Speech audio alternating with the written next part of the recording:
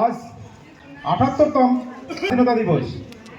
আজকের দিনেই আমাদের ভারতবর্ষ স্বাধীন হয়েছে।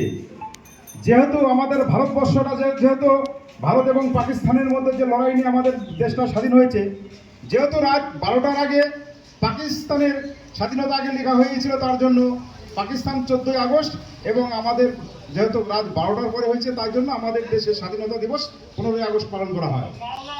আমাদের ভারতবর্ষটা এতটাই শশাকরা ভারতবর্ষ ছিল। সেই ভারতবর্ষে উত্তরে হিমালয় থেকে দক্ষিণে কন্যাকুমারী, পশ্চিমে গান্ধার থেকে পূর্বে বঙ্গদেশ পর্যন্ত আমাদের এই বিস্তীর্ণ ভারতবর্ষ। সেই ভারতবর্ষের বুকে থেকে, এই ভারত মায়ের মুখ থেকে আমাদের অনেক জায়গা কিন্তু চলে গেছে, আপনারা জানেন।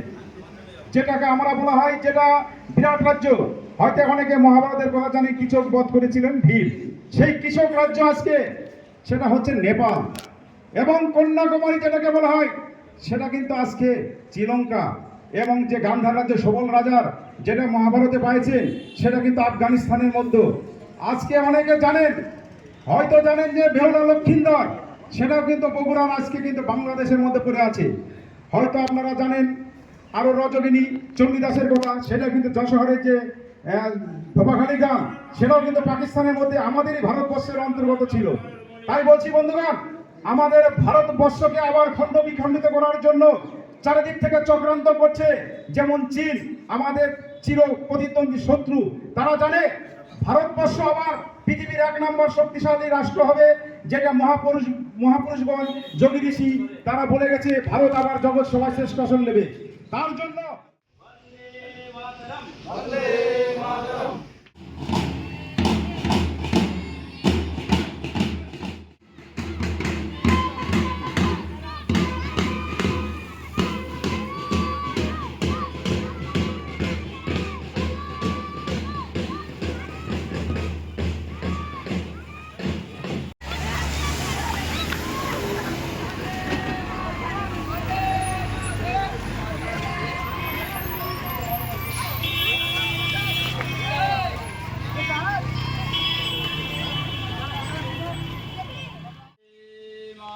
वंदे मातरम। भारत माता की जय। भारत माता की जय।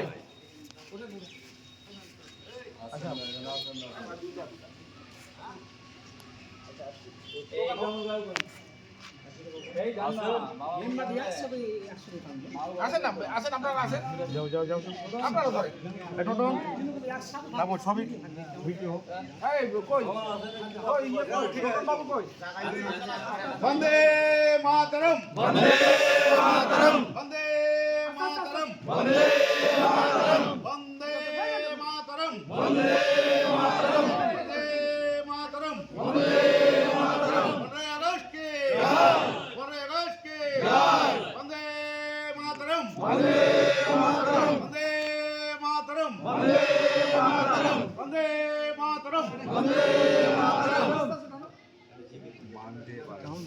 वंदे मातरम, वंदे मातरम, वंदे मातरम, वंदे मातरम।